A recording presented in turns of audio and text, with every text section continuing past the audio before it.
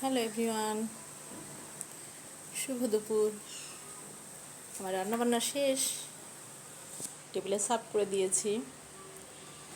আমাদের দুজনের প্লেটও দিয়েছি।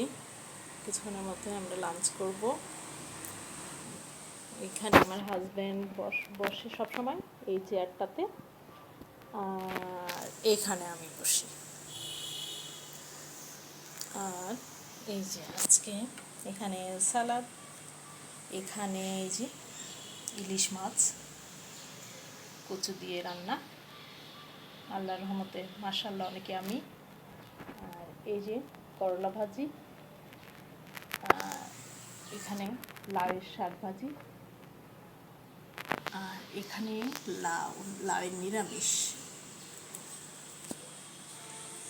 তো আজকে যদিও বা বৃষ্টি হচ্ছে, আমার হাজব্যান্ড বাসায় আছে, তো উনি বাসায় থাকলে আমরা আর কি সব কিছুই আমি ফ্রেশ রান্না করার চেষ্টা করি। শরীর অসুস্থ থাকলেও খুঁটিনাটি আমি চেষ্টা করি সবসময় এভাবে একটু ফ্রেশ ফ্রেশ খাবার খাওয়াতে। আর আমি যখন একা থাকি বাসায়, আমি একটু রান্না করি, তারপরে ওখানে একটু গরম করে নেই, যেগুলো থাকে এইভাবেই আমার চলে যায়। হ্যাঁ, আসলে বাসার যে মেন কর্তা সে না থাকলে কোনো কিছুই ঠিক থাকে না আর কি।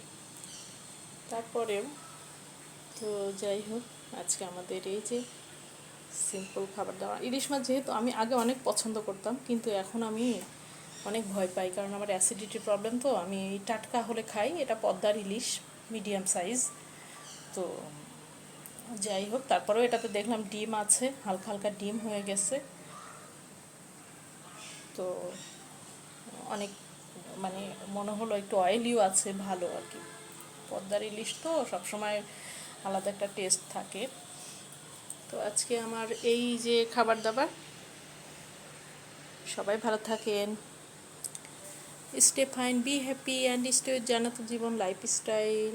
বাই।